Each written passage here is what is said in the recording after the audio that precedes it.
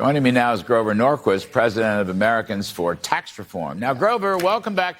So I would say we had a tiny taste of tax talk last night. Here's Nikki Haley with as much as I could find. Take a listen.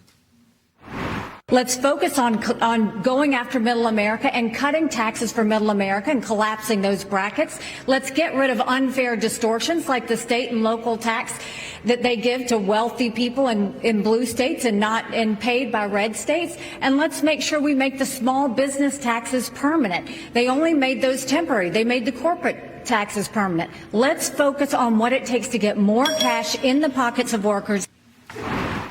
All right. So, Grover, it was kind of there, not exactly there. I'm going to leave it in your lap because you are the expert and you've campaigned against taxes for, 4 decades, 5 decades. So what do you think? Well, since the Republicans have an advantage on the economy of 21% margin, greater than just about anything else you can look at, the Republicans should have only talked about tax cuts and economic growth and deregulation. Yeah. It should have been their go-to position.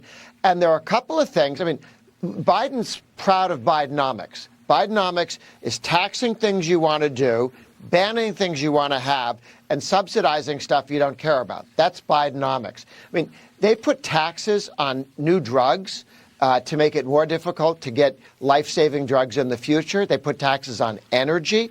These taxes need to go away. The ones on drugs, the price controls they've got there, the ones on energy. We need to take the corporate rate down to 14%.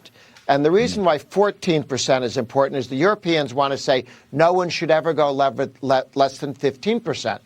We're not going to let Europeans tell us what our tax rate should be. We started shooting at them the last time they did that back in 1776.